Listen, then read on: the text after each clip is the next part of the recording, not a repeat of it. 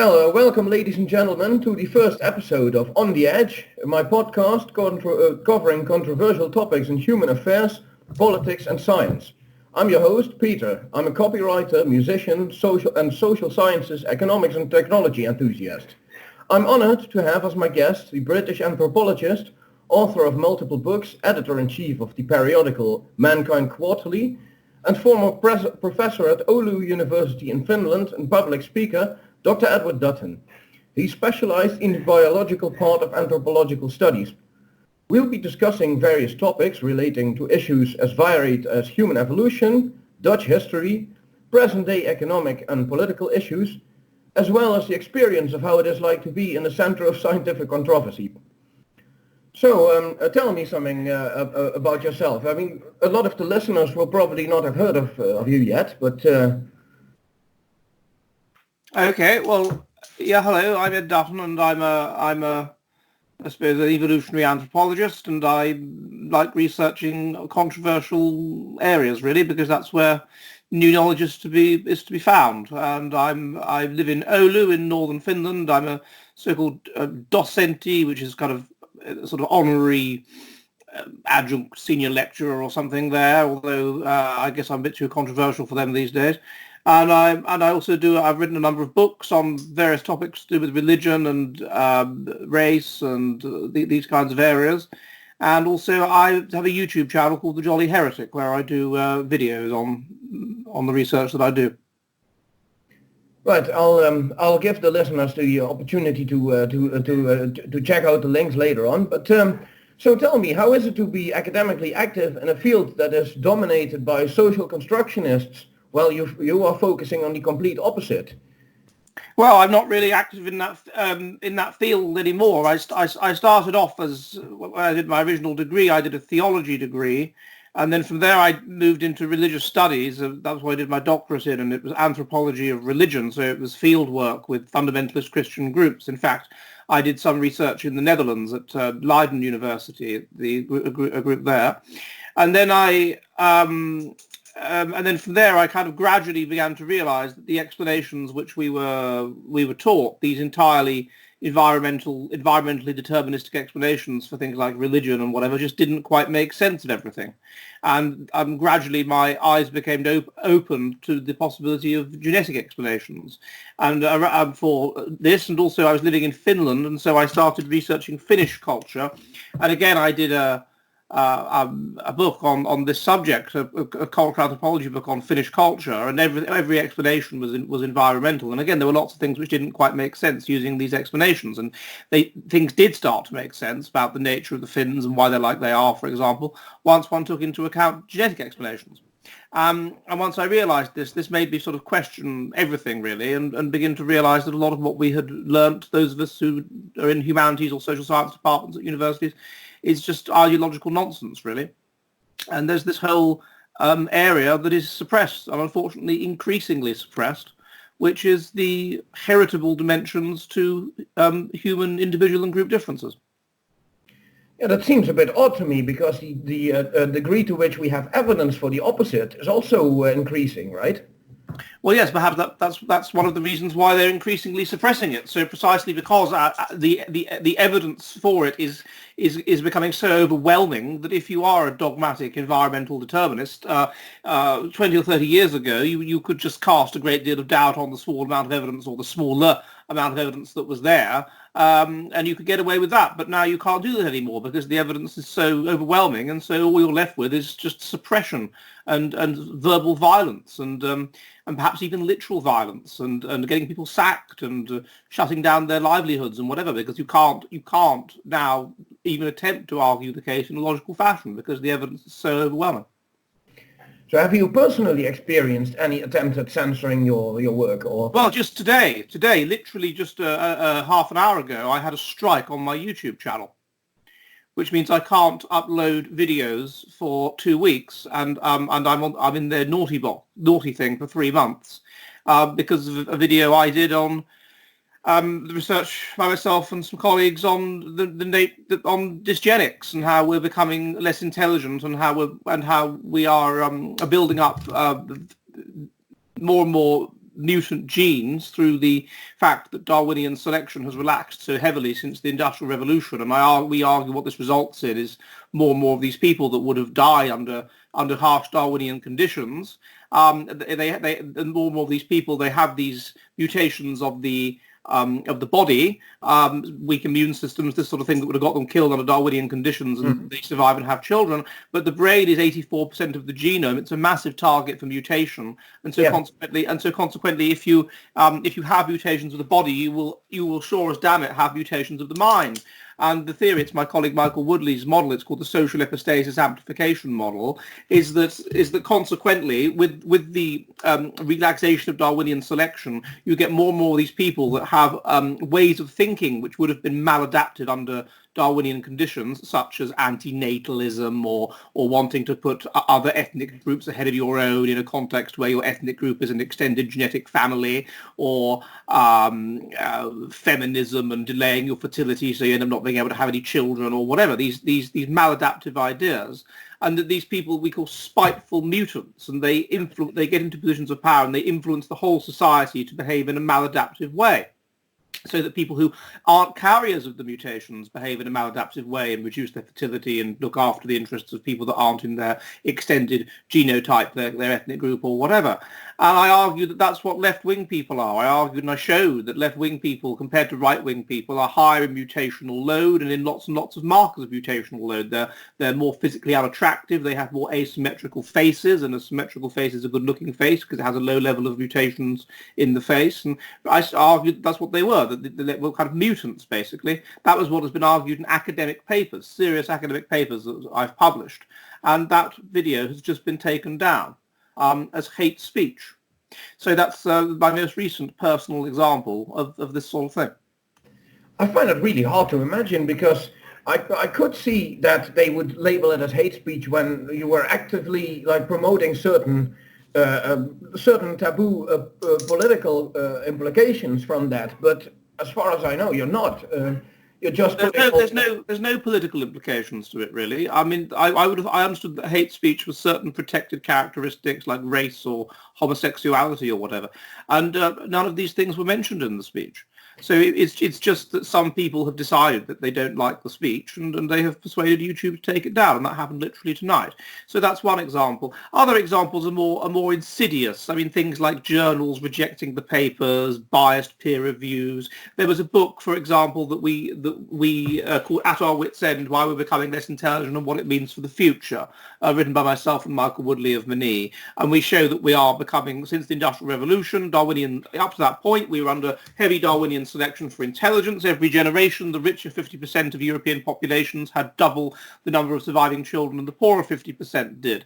And wealth correlates with intelligence. Intelligence is highly genetic, and about 0.8 heritable. And consequently, the intelligence of Europe was increasing and increasing and increasing up until the Industrial Revolution. And this is charted across time, that per capita major innovations and genius and whatever also increased across time from about 1100 to about 1870, so a generation after the Industrial Revolution, and then we've started going into decline, and the evidence is that our intelligence has gone down, and this can be seen. You can't measure IQ back then, but this can be seen in numerous correlates of intelligence. Reaction times are getting longer, colour discrimination getting worse, per capita genius going down. We have now got back to the level of per capita genius that we were at in 1600, for example. We've gone back that far. Mm-hmm. So we're clearly getting less intelligent, and we wrote a book on this that brought all the information together, and we sent it off to quite prestigious publishers. And there was one publisher, I might as well name them, Oxford University Press, and the commissioning editor was very impressed by it. It was sent out for peer review. One peer reviewer said it was brilliant. The other we know who that person was, and the other peer reviewer panned it and said it was awful, and so they didn't they then rejected it. Then it was sent to Cambridge University Press, and by this most amazing coincidence, exactly the same two people were the peer reviewers, and the same thing happened again. Then it was sent to another publisher, I won't name, but a very significant American publisher. It got through the peer review. And the commissioning editor was very excited about this, and she sent out contracts to us. We wanted our addresses and all this. And then she said, "Oh, well, it's a formality, but I just have to take it to the board." And then the board, the publishers rejected it, saying, "Oh God, no, we can't publish something like this. This is too controversial." So, and that wasn't about race or anything. That was just about the genetics of intelligence and how we're becoming less intelligent. So this is you have this insidious attempt to suppress these ideas, even though they are, or not even precisely because they are empirically accurate and can be demonstrated to be empirically accurate, and thus people don't like them. So yeah, I've had my fair share of these kinds of experiences over the last decade or so. Well, I can actually imagine why this would be, because there are so many people who have a vested interest in pushing the exact opposite of what your opinion on the matter is. Because if we were to embrace like the genetic explanation for most differences between humans on both the individual and the group level, then many of these anthropologists and other publishing authors in the scientific fields, they might as well just say their careers goodbye, you know. Yes, that's right. And also the other thing is that we have a tendency as humans, and Kevin McDonald's done some quite interesting research on this called effortful control. We are very good at persuading ourselves of the veracity of things, of the correctness of things that aren't accurate, that are wrong, empirically wrong, if we deem it in our interests to be able to do so. Because if we genuinely believe them to be true, then we're more likely to come across as believing them to be true, and so we're more likely to be convincing. And so it's one thing actually that highly intelligent people are quite good at. They have better sort of impulse control than less intelligent people. They're better able to kind of hypnotize themselves really into believing things which are empirically inaccurate if it's in their interest as a conformist kind of person that just wants an easy life really to do so. So actually you get this quite a lot, and it's people that are perhaps less educated and lower socio-economic status that are more open to these kinds of ideas, because as far as they're concerned, they look around the world, this is what they see with their eyes, and the evidence is indicating it's the case, and so it's the case. They're less able to kind of manipulate themselves in this way. It's a very interesting phenomenon. They're just less good at mental gymnastics. Yes, mental gymnastics. That's a good summary of it. And these people that are less intelligent are less good at mental gymnastics. But for that reason, they are more truth-oriented, really. They're more open to things that are just, true. And there's a small minority, I guess, of people within academia that have, a certain kind of contrarian personality type. And, of course, I know a lot of them, and perhaps I'm one of them. That what we're interested in is the truth. That's it. We're interested in the truth.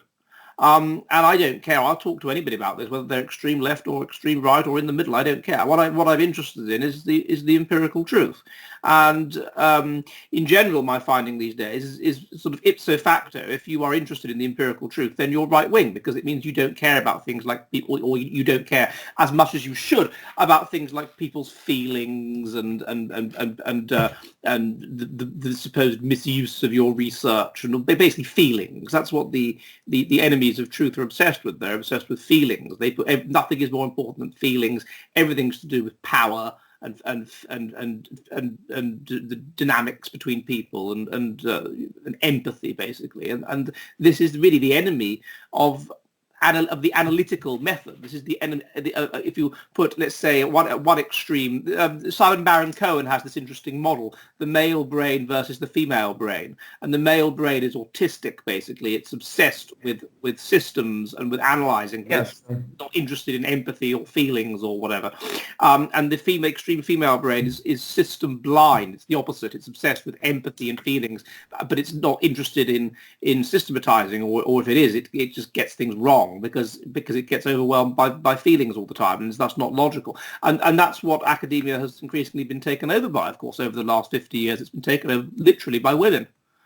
And this has, of course, an influence on the nature of academic debate, and everything becomes less cut and thrust and less about analysing ruthlessly to get to the truth, and more about getting on with everybody and feelings and all this kind of thing. And so it is the enemy of science in a lot of ways, what's been happening in academia. And it means that where it was once, for a period of time, a haven for people to just come up with original ideas and debate ideas and so on, increasingly those kinds of people, like myself, are having to become, and my colleagues are having to become, independent scholars based with patrons and funders and things, and who are kind of driven outside the university system. We've gone back to what it was like in, let's say, Victorian or early Victorian England, where the most important thing for a researcher at a British university was that they were Church of England. What was their religion? That was the most important thing.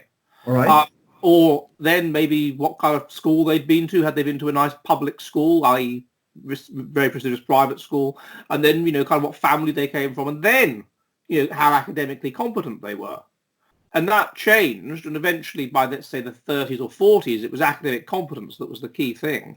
And now we've got a new religion, multiculturalism, political correctness, whatever, and also this tokenism, this idea, we need to have women, we need to have non-white people, we need to have homosexuals, transsexuals, whatever. Yes, diversity for the sake of diversity. Yes, and so therefore, once again, being actually intelligent and academic and good at being an academic is far down the list again.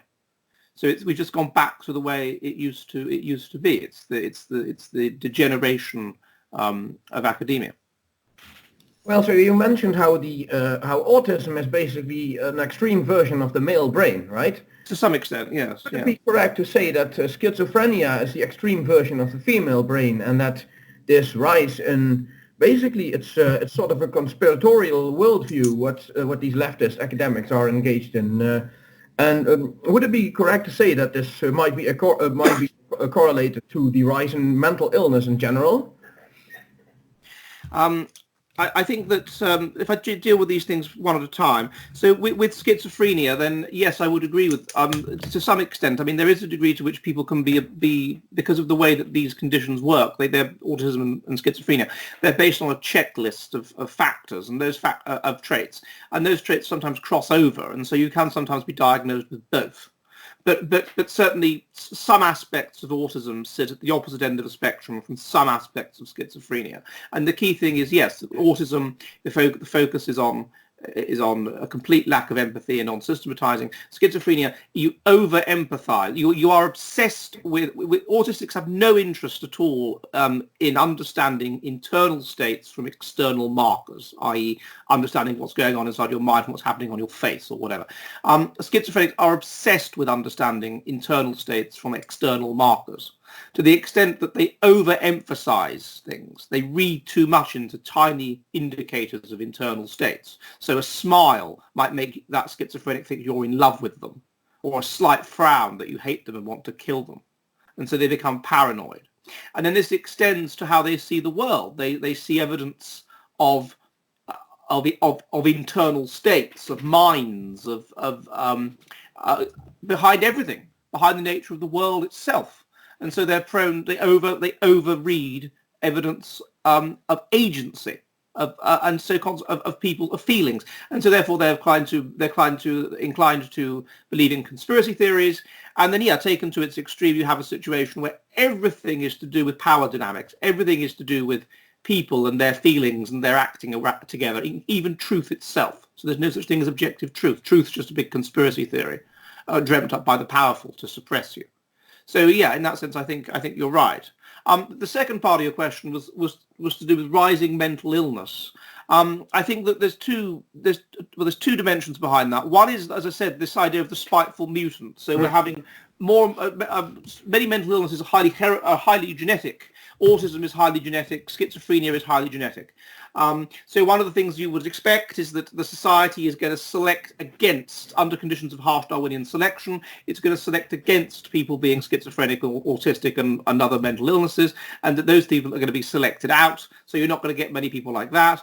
Darwinian conditions collapse circa 1800. We go from 40% child mortality in 1800 to 1% child mortality today. So therefore you're going to get more and more of these spiteful mutations, both in body and mind, that are going to proliferate, and so you're going to get more and more people with schizophrenia and autism and things like that. So in that sense, there's a genetic dimension to it. A second dimension to it is probably going to be paternal age. There's a definite paternal age effect on these things. The older a father is when he has children, the more likely they are to be autistic or schizophrenic or have ADHD or whatever. So paternal age is probably a factor as well. To a lesser extent, maternal age would also be a factor in the rise in mental illness.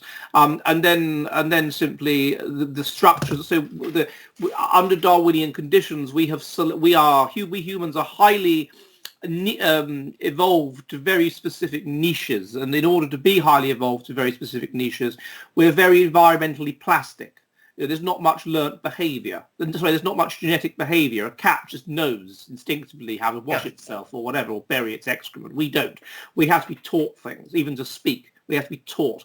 Because we're very, very adapted to a very, very narrow niche, and so therefore the environment becomes all important. And so what tends to happen is you have these evolutionarily normal adaptive people that are adapted to the ecology, under a harsh yet stable ecology that Europe is, and then they create things which make them, at the environmental level, which are further adaptive. So an example would be religiousness. Religiousness tends to take evolutionarily adaptive things, i.e.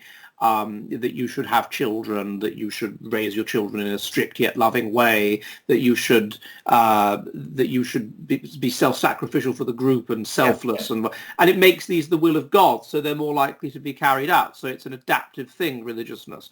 And as you get these spiteful mutants that rise into positions of power, of course, they are going to undermine these adaptive ways of behaving. So people who are, it's a bit like a comparison we've given before, is a beehive. Imagine a member of the feeder caste, and she's a mutant, and so she gives too much food to this larva and too little to this one, and whatever, and you end up with too many kings and not enough queens, and too many drones or whatever, and the result of that is the entire hive is maladaptive. So your genes are expressed suboptimally because you're with one of these genetically mutant kind of people. So it affects the whole society in lots of subtle ways. The whole society becomes less adaptive. Things like religion that are adaptive are undermined, all kinds of other things. And so we're not adapted to live in a society with people who are maladaptive. We're not adapted to live in a society that doesn't have these adaptive environmental ways of behaving. And so when we do, you would expect it to elevate mental illness.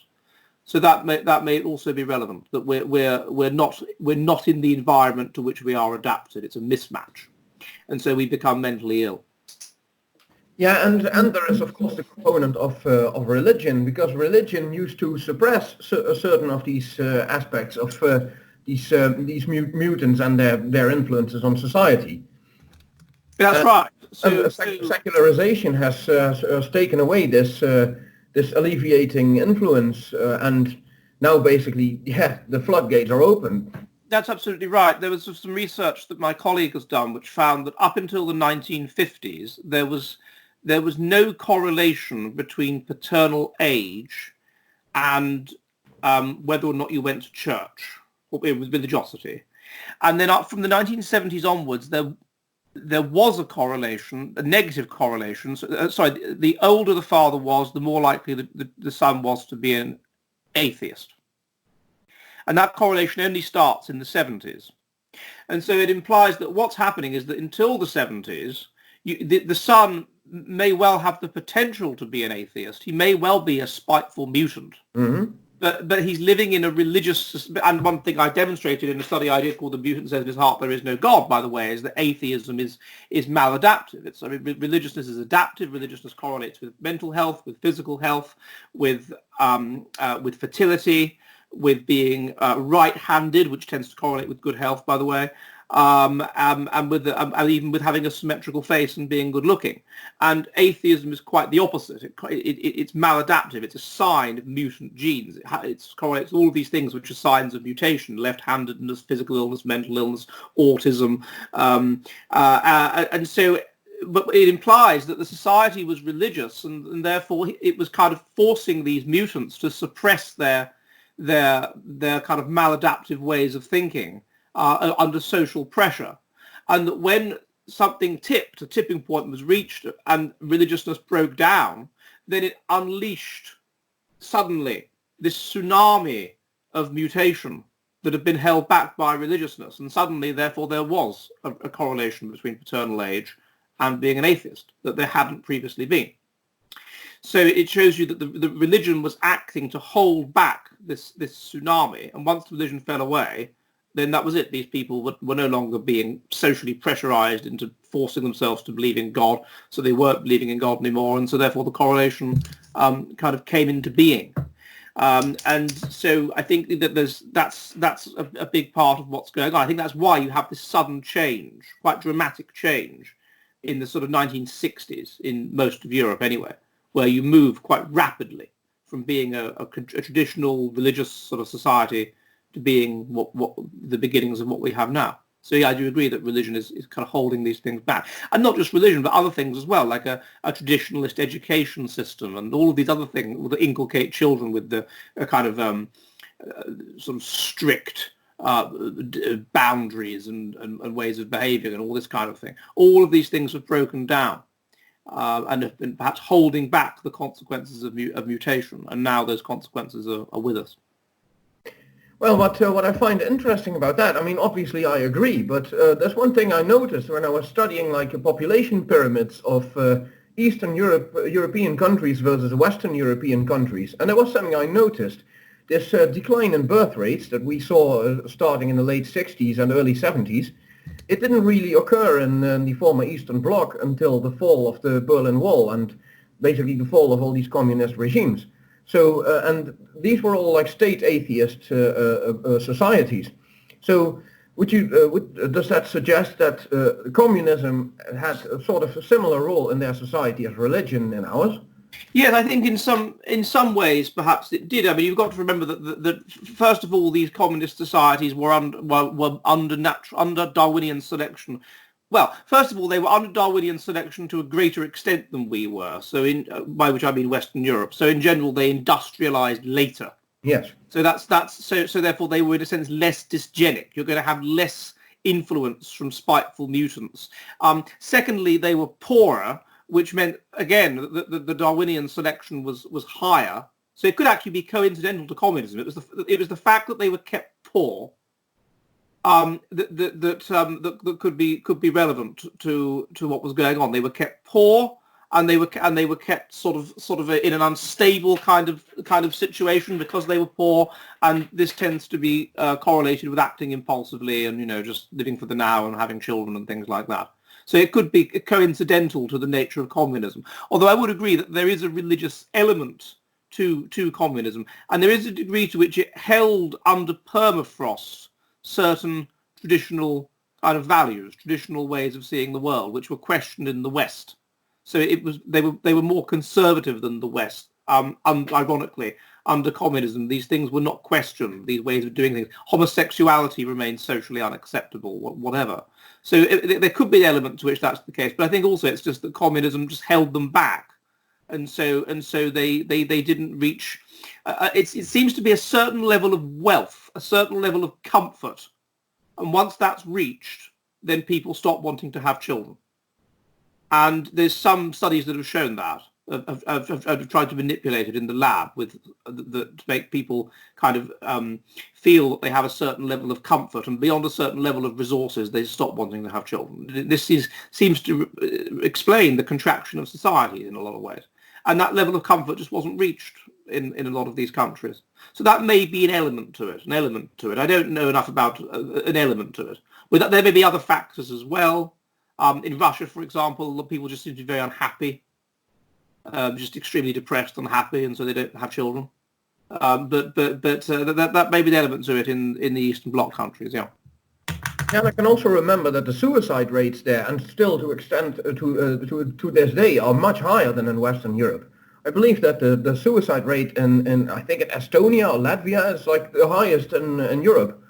In Latvia, yeah, and Hungary is very high. But there's all kinds of other factors I think that are involved in the suicide rate. So, for example, at what point did agriculture get there? How adapted are they to agriculture? Therefore, how adapted are they to alcohol? And then when alcohol interacts with depression, then you seem to get suicide. So one of the things that you notice about the genetics of these different parts, there's three main groups that have founded Europe. One is the Indo-Europeans, and they're very high in Scandinavian countries and the Netherlands and Britain and places like that. Then you have the hunter-gatherers that were original to the continent, and then you have the sort of farmers from Anatolia. It's these three groups. And the hunter-gatherers would have been the least adapted to alcohol, and the hunter-gatherer genes are the highest in the Baltics and places like that. And the Indo-Europeans are high in sort of Central and Northern Europe, and then in Southern Europe it's the farmers from Turkey. So an element of it could be genetic with the high suicide rate, the lack of adaptation to alcohol. And similarly, if you look at other societies, the Sami, for example, or the Greenlandic, have massive, particularly the Greenlandic, have huge suicide rates. And a big part of it seems to be the inability to deal with alcohol. It has some effect. Indeed, there was an interesting study by somebody, I think his name was Marusik, on a so-called J-curve of high suicide rates, which goes from Greenland down through the Baltic states, Finland, through to the Hungarian-speaking areas of Slovenia, and they have this high suicide rate, and it seems to be something to do with lack of adaptation to farming and possibly even with genes from the east, where they didn't have alcohol and they had tea instead. So I think that might be relevant. Okay, yeah, and in Greenland it can also be partially explained by the lack of adaptation to a Western diet in general, because as you might know, nutrition plays a key role in the functioning of the brain, because if we don't get the right nutrients to get all these neurotransmitters in the proper levels, like building blocks for serotonin and so on, then our brains cannot function properly as well. So, which is why a lot of depressive disorders can actually be alleviated by changing to a healthier diet. And the Inuit population, for example, they are not good at digesting carbohydrates, and they've switched from their traditional meat-based diet to something that is more akin to what we Westerners are eating. So that would make things even worse, probably. Yes, conceivably, yes. In general, you should think about eating what your ancestors are adapted to eat. So that may well be relevant as well. Yeah, particularly when you consider how dark it is up there, and other factors as well. Lack of vitamin D from the sun. It's very. I don't know that much about it, but I know there's a lot of problems in Greenland at the moment. Very, very serious problems with all kinds of things. So no, it's not good. But does this suggest that we need a certain degree of scarcity in order to be the best possible versions of ourselves, and as a population group, or? What do you mean by the best possible versions of ourselves? That we are performing at the optimum level in relationship to our environment. Yes, I suppose. Well, if you look at what renders positive life outcomes among children, it seems to be parents who are strict yet loving, which you could reduce down to something like, to a certain degree, stable yet harsh. And in you talked about spectrums earlier. One of the spectrums you have in biology is life history theory, and this is the idea that at one extreme, in an unstable yet easy ecology, you can be wiped out at any moment, but basic needs are met. So you kind of live fast and die young, and you invest all your energy in copulation, and you have sex with as many people as you can in the hope that some of your genes survive, and you invest very little energy in the offspring. And as the society becomes more harsh and also more stable, i.e. predictable seasons, things like this, then you reach the carrying capacity for the species, for the ecology, and then the members of the species start to compete with each other. And in that context, if you simply carry on with your fast life history strategy, then all of your many offspring could just die because they wouldn't be adapted to the environment. They wouldn't be able to deal with the cold. And so therefore you start or cope with the environment. So therefore you start to take energy away from sex. You have less sex, fewer partners, and you have fewer offspring, but you invest a great deal in the offspring, such that the offspring become highly adapted to the ecology. And therefore they flourish in the battle with other offspring. And so there is a degree, and therefore, in order to compete, they get more intelligent because there's an arms race for intelligence, because if you can understand the environment and make predictions, then you're more likely to survive. The personality changes because they have to be able to make groups and get on with each other, because in that context, if you're a loner, you'll probably die, but if you're in a group, you're more likely to survive, and so on. And so, in a sense, some scarcity of food and want alters the nature of the group, and it alters the nature of, as long as it's structured want, as long as it's not just random, because that creates people that just live fast and die young.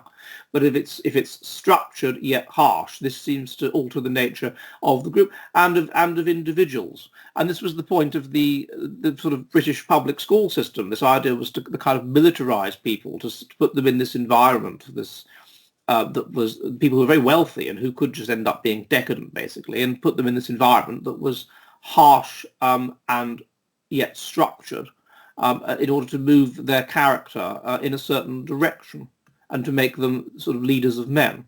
So you may be right that there is a degree to which structured want brings out the best in us.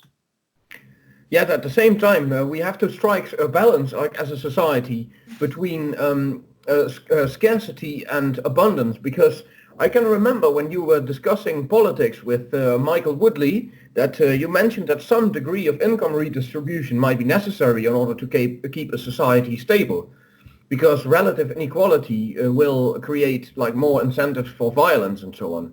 Yes. And but where would the tipping point be? Where is it too far? Because it's very difficult to know. It's the kind of thing that you'd have to play by ear, which often I think we do that as societies. So you have these. There's interesting research by Peter Turk. Have you heard of him, Peter Turkin? This Russian research on this, and he looks at these cycles of society, whereby on the one hand, so in the wake of World War II, you have a society that's been very capitalist and been very unequal, and the society has kind of naturally reacted to that by becoming more socialist.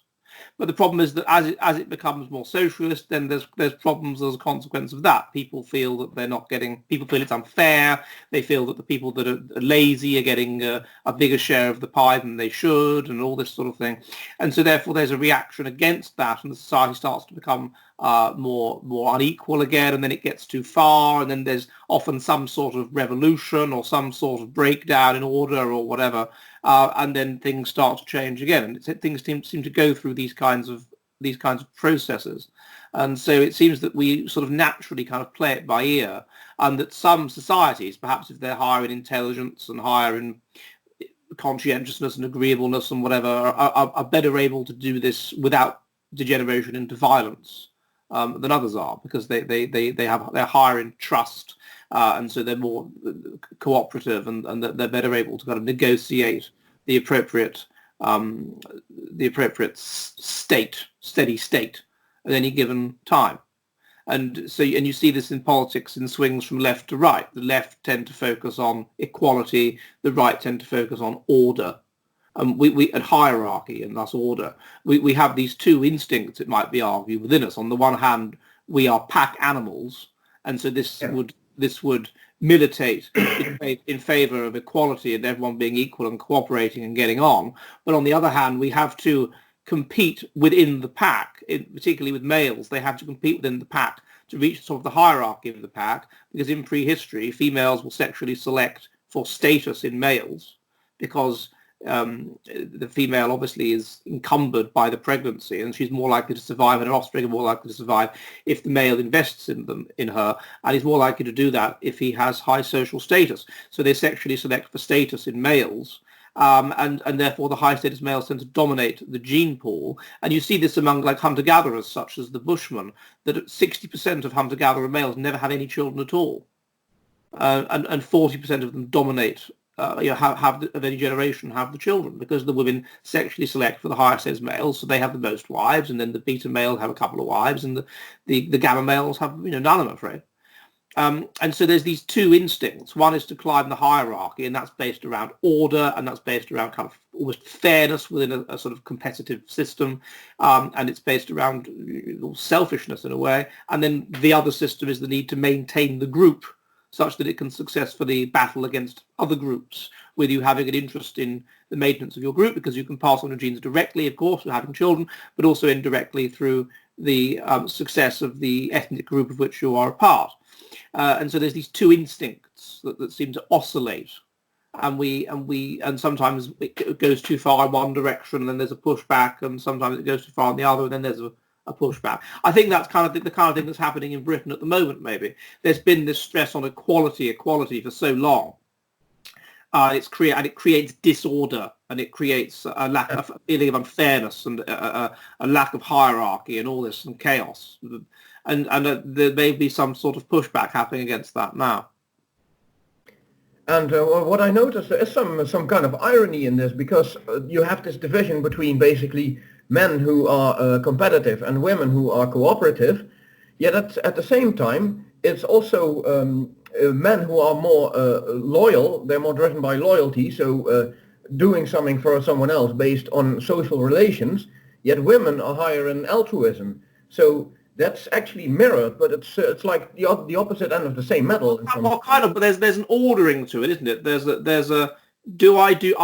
woman will say, I do something nice for you because I have this feeling that I want to be nice because I empathize and it makes me feel good. Whereas the male attitude will be more to do with structure and order to it. You know, this is logically and based on the system that I accept, the thing I should do. So it is a quite different way of seeing the world, kind of contractual, which is the male way, if you like, versus just acting on having strong positive feelings for people. Right, that's clear enough. Right, now let's talk about, because you mentioned that you did some research at Leiden University, and you worked with an evangelical Christian community. So perhaps the listeners would be interested in hearing something more about that. Oh, well, I was a postgraduate PhD student at the University of Aberdeen in Scotland, and I was extremely interested in fundamentalist Christian groups. And I was particularly interested in why it was that certain universities in Britain, particularly highly prestigious universities like Oxford and Cambridge and Durham, which is where I went, the Christian Union was very large, and it was very, very fundamentalist. It was very, very religious, very conservative, no sex before marriage, no smoking, no drinking, all kinds of rules, you know, a whole counterculture. And I was fascinated by the fact that at some other universities, it wasn't like that at all. The same organization, the Christian Union, affiliated to the same national structure, was A, much smaller, and B, much more sort of liberal and laid back, and, you know, it's okay to, you know, they wouldn't, I mean, sex before marriage was generally always a bit of a no-no, but in other respects, much more liberal, like religiously liberal as well. So they were very fundamentalist at, let's say, Oxford or Durham, but at other places they'd be, well, maybe the crucifixion is a symbolic thing, maybe it didn't really happen, you know, historically. And I was very interested in this, and I thought, well, you're told that the Netherlands is this tolerant culture and all this. At the time, there was this stereotype. It's kind of fallen apart now, I suppose, but this is 20 years ago. And so I wonder what's going on there with their university Christian groups. I wonder how fundamentalist they are. And I found that they weren't very fundamentalist at all. They were even, so if I compared Oxford, Aberdeen and Leiden, then the least fundamentalist group was the Dutch one, and the middle was Aberdeen, and the most fundamentalist was Oxford. And the conclusion that I came to at the time, and this is in the context of everything being environmentally determined, remember, was it was to do with, I read a book about this called Meeting Jesus at University, Rites of Passage in Student Evangelicals, which was the kind of book of my doctorate with some other stuff put in, was that the more basically the more transitional the university experience was, then the more stressful it was, and the more stressful it was, then the more people were inclined to turn to religion and become fundamentalist and whatever, and to deal with this sort of stress, really.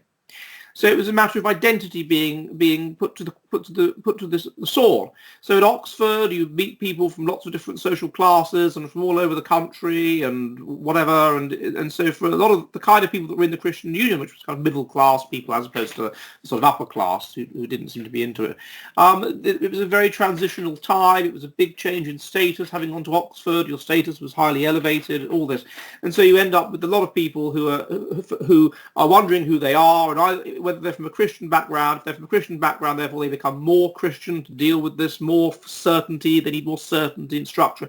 And if they're from a non-Christian background, perhaps they have conversion experience and become Christian. And I found that a lot of them at Oxford were not Christians when they arrived, and they became Christians through these dramatic conversion experiences that occurred while they were there.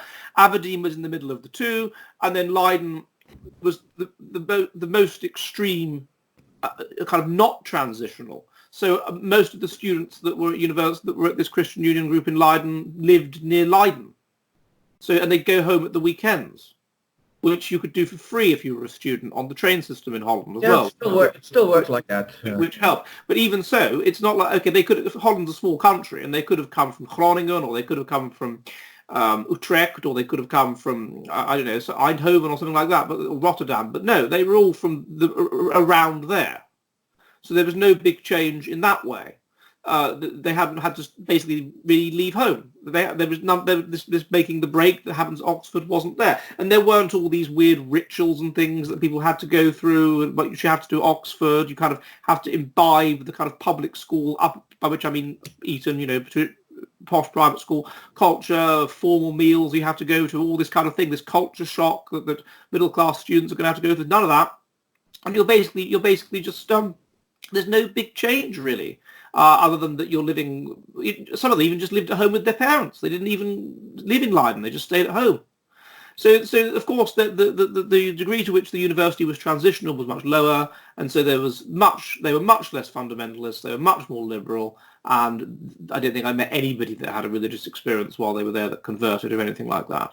So that was what it was about. Now, looking back on it now, there were other differences, I think, involved. So I think at Oxford, a big part of it was probably that being very religious is predicted by high conscientiousness, this personality trait, high impulse control, and that also predicts doing well in the education system.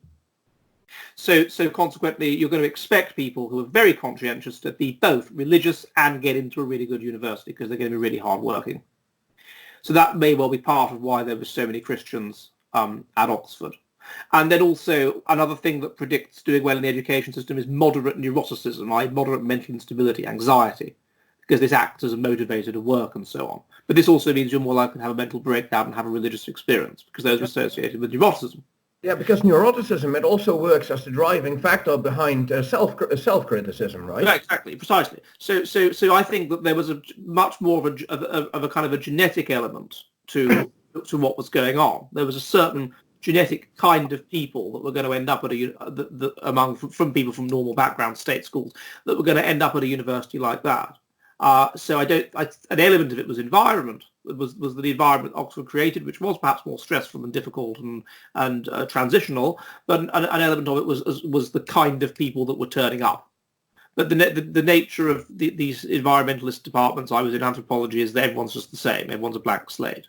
So that's how if I did it again, that would be the kind of thing I'd be more inclined to look into. But it was very noticeable in the Netherlands that they were much more laid back about things. A lot of them smoked, which was absolutely verboten among English Christians. It seems to be a general thing that in Holland among Christians it's okay to smoke. They wouldn't get drunk, but they would drink. Which again, it was a marked thing that they wouldn't drink or they wouldn't ever drink more than like a half pint in an evening among fundamentalists at Oxford. They were happy to swear. The swearing was out. There were all these little markers, different sort of language they spoke. The only thing, there was one girl I remember, they organised this thing called arty parties, they were called, and it was once a month, and it was outreach for international students that were living in Holland, that were living in Leiden. And so these Christians would organise this thing, and there'd be some interesting party or whatever, and of course it would always end with a prayer or something. And every month they'd ask, let's say one month there was a Chinese night, and one in October, Halloween, they said, could me and this Northern Irish guy, who was actually from the Oxford Christian Union, but who was a law student, and he was doing a year in Leiden, could we organise a British night? And I said, all right. So we organised a British night, and we organised a ceilidh, which is this Scottish dancing and various things. All and of course, then it was the question of what kind of food should we bring? What kind of food should they make? So I showed them how to make shepherd's pie, which is this thing with mince with potato on top. Yeah, I'm familiar with it. Which they then did. And then, of course, what would the drink be? Well, they didn't want to have alcohol, so tea. So they got tea. And when it was all set up, I said, well, where's the milk? Where's the milk? and this girl, I forget what her name was, but she said, I haven't got any milk. No milk. And I said, you do realise the English will have milk in their tea? And she said, no, I didn't know that. We haven't got any milk.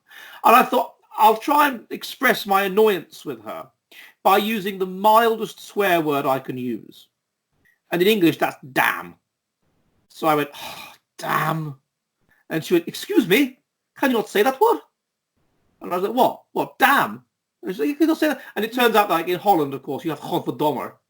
So damn is like, for her, she was thinking of godverdomme. It's like one of the rudest things you can say. So that was one religious moment. Well, it depends on the social context, I guess. It's not that frowned upon to use words like that in most circles, but yeah. But these were religious. These were people that were from there were these series of towns along the coast, the kind of churches where women wear black and aren't allowed to speak. You know, the gereformeerde gemeente, these kinds of people. So that's the party they voted for. So the indigenous religion of the Afrikaner people. But the thing is, I don't think that Leiden University is a hotbed for evangelical Christians, because there is like a theological university in the city of Kampen, which is to the east of the country, where church pastors are being trained and theologians and so on.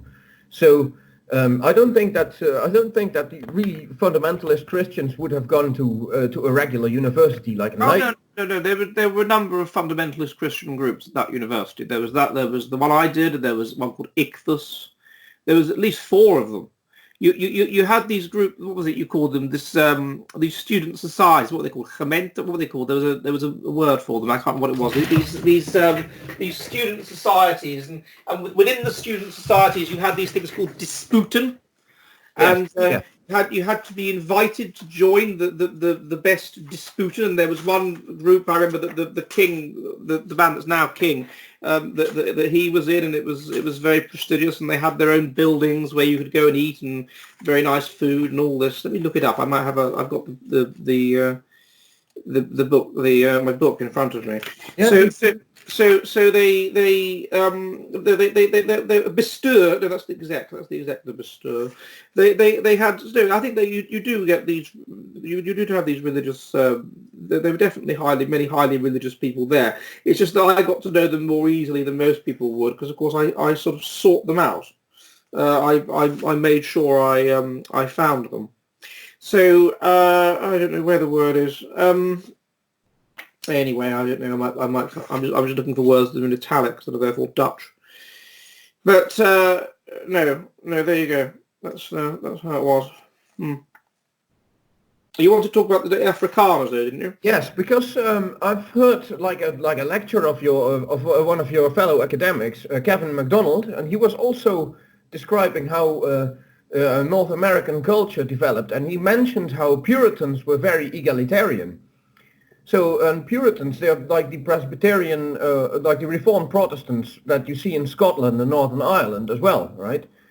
And I found it a bit strange, because as far as I know, the Afrikaners, they're also like members of the Dutch Reformed Church originally, and they were quite strict in their religious convictions, and the morals in apartheid era South Africa were also really strict and really puritanical, like censorship of nudity in the media and so on.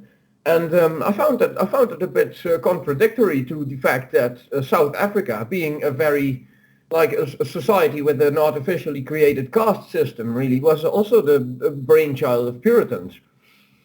I just found that the group in Leiden that members of the Dutch aristocracy joined was called Minerva. Oh yeah, I've heard of that before. Yes, but anyway, I don't know. I wouldn't be surprised at all. First of all, that the Afrikaners are highly religious, because one of the key factors that predicts migration is religiousness. For whatever reason, feeling that they have a sense of destiny, or perhaps also higher conscientiousness, which makes them better at planning and carrying out plans that they set for themselves. And so religiousness predicts migration. And so this is perhaps one of the reasons why much of America was basically founded by English Puritans, or English highly religious British people anyway, and Afrikaans would have been disproportionately highly religious Dutch people. Then when they got there in the 17th century, they would have been under intense group selection. They would have been having to fight it. First of all, they would have been in an environment they weren't used to. So the Darwinian selection would have been very intense. They wouldn't have been adapted to this ecology. So there would have been strong group selection on them. And group selection basically is the group that is more likely to survive in a battle between other groups is the group that is high in positive and negative ethnocentrism, i.e. that is cooperative to its own members and helpful and self-sacrificial, but is lethal to outsiders. And there's some studies that have found that being positively ethnocentric, any kind of group, correlates with being religious. So basically they would have been under selection for religiousness in a way that would have been less pronounced among the Dutch, even in the 17th and 18th centuries. And so you would expect them to become even more puritanical than they were when they turned up. And I suspect that this is what happened. And so you end up with this highly religious people. And in fact, that was something that I only really became aware of when I was in Leiden, because of course, as you may know, Afrikaners can understand Dutch people. Much more easily than the other way around. But... Yeah, there's many linguistic dynamics like that. There's a video on it on YouTube. I forget the details, but for example, the Finnish people can kind of sit and listen to an Estonian and to some extent follow, but it doesn't work the other way around. And you get the same thing with Scandinavian languages and so on. So yeah, this kind of old Dutch that they speak, I don't know, but you could expect them therefore to be more religious and to be more conservative than they are. And I became very aware of this in the Netherlands, where there were these various Afrikaners, most of them female, that were from Stellenbosch University, that were doing a period at Leiden University in the medical department, and they were all. People would, in those days, I was 22 years old, and all of us are postgraduates, 22, 23 years old. We talk about sex and whatever, and all of these Afrikaners were virgins, and they were open about it and not ashamed of it at all. In the same way that American fundamentalists would be like that, and that's what they were like, all of them. And they were like, no way, you don't have sex before marriage. No, that's just no, you don't do that. No. So I became aware that they were highly conservative, and it's not something that's surprising. They also have very conservative attitudes towards corporal punishment. And there were two groups that were known for basically beating their kids senseless. One of them was the English, and we call it the English vice. And the other is the Afrikaners. And it may be that there's an element to sort of empire building and whatever that's involved in that, because you're kind of, by doing that, you're forcing children to confront adversity and to deal with pain and to be stoical and to sort of take on to creating a situation that's structured yet harsh and obey authority, and all of these things that are involved in that. So I thought that was quite relevant as well, perhaps another parallel between the British and the Afrikaans. But yeah, I'm in no way surprised the Afrikaans are highly religious. I'd expect them to be. To some extent, even the Australians seem to be more religious than the native British. And again, you predict this because religiousness predicts migration, and they are a migrant group. So, but it's funny how it plays out completely differently in North America, where the WASPs, the white Anglo-Saxon Protestants, they were puritanical, but they were also highly egalitarian. And they were like the driving force behind the abolitionist movement. Yet in South Africa, no. I think that's mixing up two things. It was the ones that went to the states that were the slave states in the South. Those people tended to be much more kind of mercantile. They went there basically to make money. And they're genetically were more Celtic, and the Ulster Scots, these kinds of people, Ulster Scots. So yes, Puritans, but Ulster Scots. And it was the ones in the northern states that tended to, that they were more like the Mayflower type people. They were settled by Puritans. Yes. So there's a sort of a distinction in the genetics of the two groups, which pretty neatly parallels the fact that there was a civil war between those two groups. It was the Northerners who were the driving force behind the abolitionist movement, correct? Yeah, that's right. Yeah, yes, and there was a religious dynamic to that movement as well. So it was a kind of they believed that it was the will of God that it should be abolished. There was a strongly religious dimension to it. because of this religious belief in people being equal before God, all this kind of thing. So again, I wouldn't be surprised by that. And I certainly wouldn't be surprised at the elevated religiousness of the Americans, again, because of religiousness predicts migration and also because of harsher group selection that they were under. But a lot of this has been interfered with now by massive German immigration to America, for example, huge German immigration in the 19th century. And like the Afrikaners are like declining as a percentage of the population in South Africa. And I can remember also from one of your talks with Kevin MacDonald that something that was mentioned and discussed there was how if you have a small minority population, that they will often be inclined to turn towards multiculturalism out of their own self-interest, like for example the Swedes in Finland or the Quebecois in Canada. I think I said that if you are a minority within a country, and there's a majority ethnic group, then obviously you'll want to do something to suppress ethnocentrism among that majority ethnic group. So it would make sense that if you were a Finland Swede here, you would be attracted to multiculturalism to the extent that it stopped Finland from becoming a highly ethnocentric, Finno-nationalistic country. So in that sense, yes. But would it be feasible that the Afrikaners would employ the same tactic out of self-preservation, to try and because of course they're under heavy pressure from especially like black nationalists and so on, who are driven by resentment towards them for historical reasons. Yes, the only problem is that a lot of the immigrants that are coming into South Africa are the blacks, who can therefore more easily kind of end up eventually being accepted. But you could certainly see that they would, to the extent that there is a specific cause of nationalism in South Africa or Zulu nationalism or whatever, it would certainly be is it cause? What's the biggest group? I don't remember. It would be in their interests to act to undermine it. Yeah.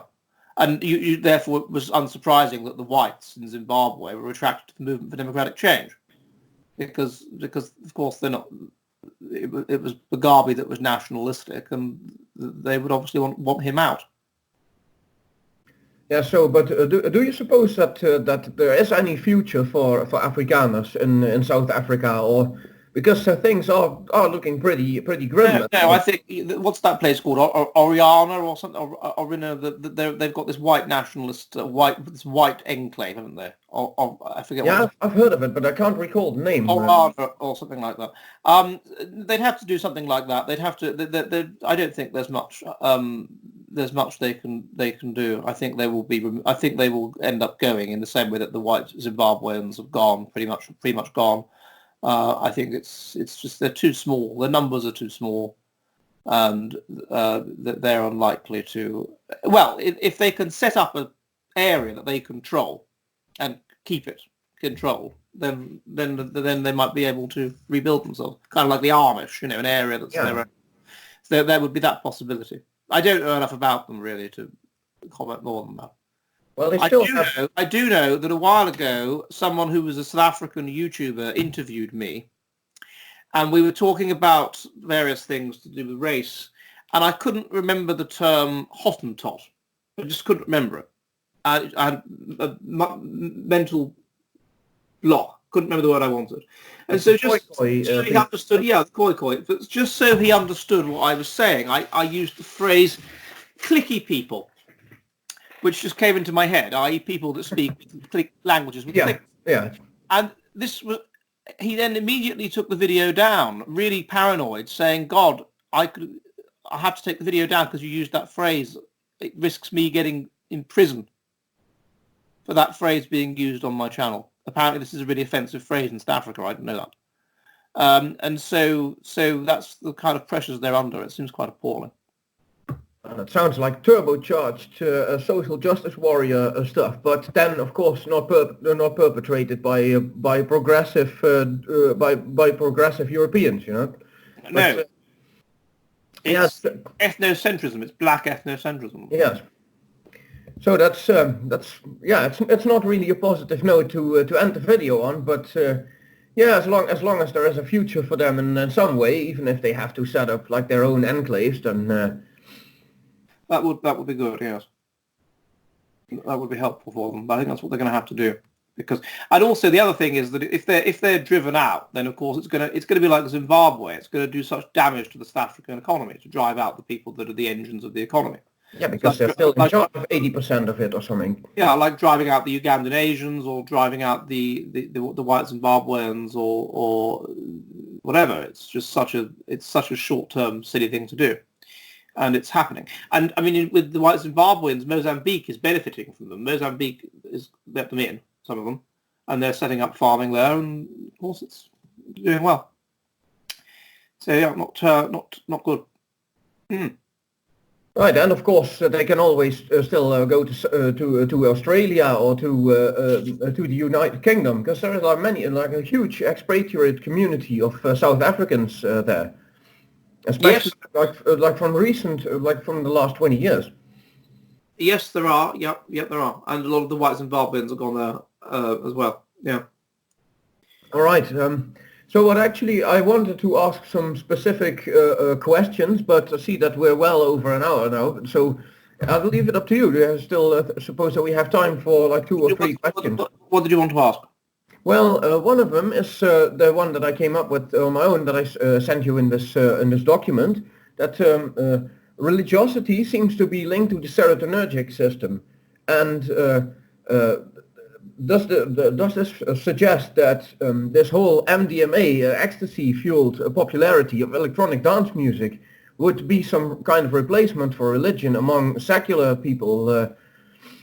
I don't think so. I think there's it would perhaps replace things like it induces things akin to religious experience. It's religious experience that's associated with the doppiotic system. So in that sense, in that very narrow aspect of religion, the ability to have a sense of ecstasy or whatever, and there's a degree to which certain religions, of course, in the Amazon rainforest or whatever, they do use drugs to achieve religious ecstasy. So in that very which is also working via the serotonergic system in combination with an MHO inhibitor or something like that.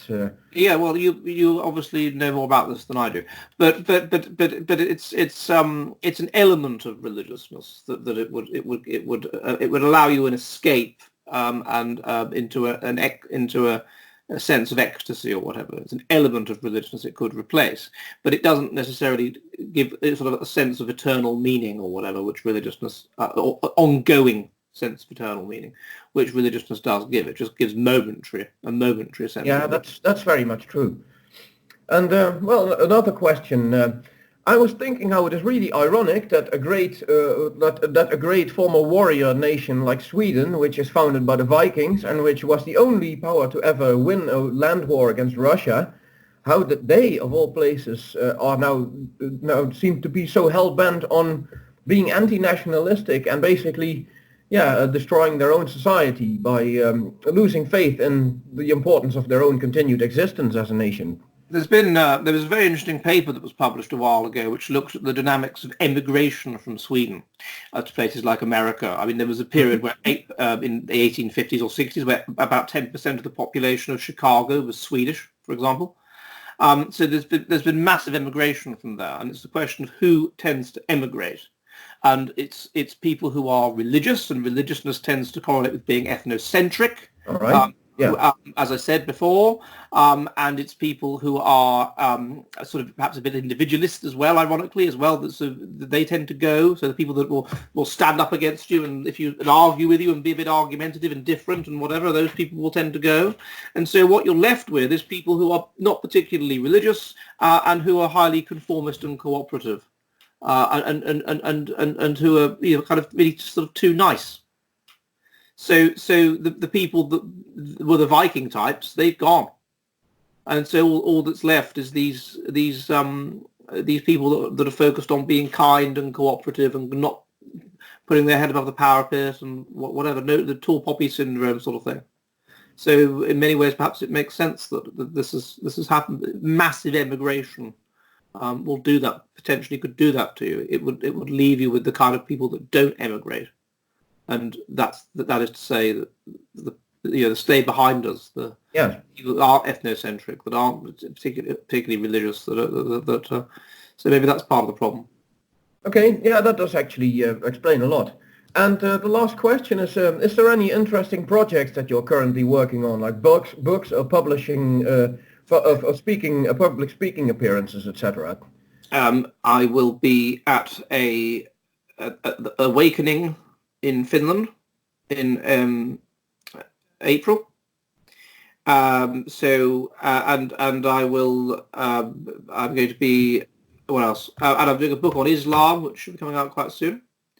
And I've got a book on religion, which I'm doing. And so yeah, there's a number of things that I'm working on. Well, I'm looking forward to hearing more about that. But yeah, now I think this we'll wrap it up here. I'd like to thank you for your time. It was an honor to have you on, and thanks a lot. It was really interesting. Dank u wel. Okay, bye. Tot ziens.